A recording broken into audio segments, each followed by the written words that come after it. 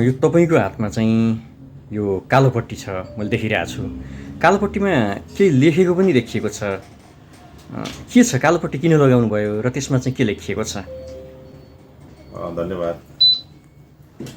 म सर्वप्रथम चाहिँ यो गौतम बुद्ध अन्तर्राष्ट्रिय विमानस्थल नियमित रूपमा सञ्चालन हुनुपर्छ भनेर माग गरेर यो मैले चाहिँ अप्रिल 1, 2025बाट सुरु गरेको हो।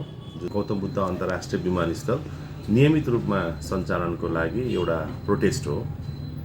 सम्बन्धित सम्पूर्णलाई र हाम्रो निजी क्षेत्रको तर्फबाट, पर्यटनको तर्फबाट, मेरो आफ्नो व्यक्तिगत तर्फबाट र अहिले चाहिँ यो झन्डै 16 महिना भइसक्यो। म हरेक कार्यक्रमहरूमा पनि यो लगाएर जाने गरेको छु। इभन पर्यटन मन्त्रीसँग पनि, अर्थमन्त्रीसँग पनि, यहाँका सांसदहरूसँग सबैसँग कार्यक्रमहरूमा नियमित रूपमै बाँडिरहेको छु। मैले अरूलाई पनि आह्वान गर्न चाहन्छु कि अब हामीले यो कालोपट्टि चाहिँ अब सबैले नै बाँध्नुपर्ने स्थिति आइसकेको छ। किनभने धेरै निजी क्षेत्रहरू यो गौतम बुद्ध अन्तर्राष्ट्रिय विमानस्थल लक्षित गरेर जुन अर्बौं खर्बौं लगानी भएको छ, हाम्रो नेपाल सरकारको एडिबी ऋण पनि जुन जोखिममा परेको छ, हाम्रो निजी क्षेत्रहरू पनि यसले गर्दा हामी पनि कालो सूचीमा पर्ने स्थितिमा धेरै हाम्रो निजी क्षेत्र, पर्यटन व्यवसायीहरू, होटल व्यवसायीहरू पर्न गएको हुनाले यो कालो पट्टीले चाहिँ नि भोलि मुलुकलाई पनि कालो सूचीमा नलैजाओस्, अहिले ग्रे लिस्टमा छ।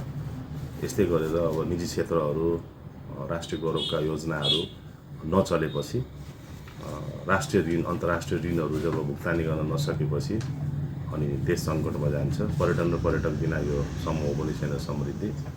यो कालो सूचीमा हामी मात्र होइन कि देशै जानु सक्ने स्थिति भएको हुनाले मैले यसलाई चाहिँ नि गौतम बुद्ध विमानस्थल कनेक्टिभिटिजको कारणले गर्दा यो चाहिँ नै यसको प्रोटेस्ट हो। एउटा सम्बन्धित क्षेत्रलाई चाहिँ नि एउटा नियमित रूपमा रजचावत होस् भनेर हो।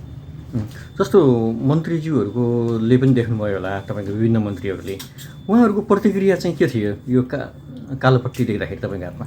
पर्यटन मन्त्रीजीसँग त यहाँ भिलासा होटलमा सँगै फोटो खिचेको थिएँ। मैले यो पट्टी कहिले खोल्न पाउँछु मन्त्रीजी भनेर मैले उहाँलाई प्रश्न राखेको थिएँ। झन्डै 1 वर्ष भइसक्यो बाँधेको। अहिले सरकार पनि 2/3 रासोपाको सरकार छ र एकदमै विकास निर्माणको लागि उटुटी साथ लागिराख्नु भएको छ। र तर उहाँहरूको पहिलो एजेन्डा सुशासन रहेको हुनाले उहाँहरू पहिलो 100 दिनमा सुशासनमै केन्द्रित हुनुभयो। तर अस्ति उहाँ आउनु हुँदाखेरि चाहिँ मैले सँगै राखेर यो सोद्धाखेरि उहाँले चाहिँ अब निकै छिटो होप गर्नुहोस्, यो विन्टर सेड्युलसम्ममा यो तपाईँको पट्टी उठ्दैछ भनेर एउटा आश्वासन दिनुभएको थियो र म केही हदसम्म आशावादी छु।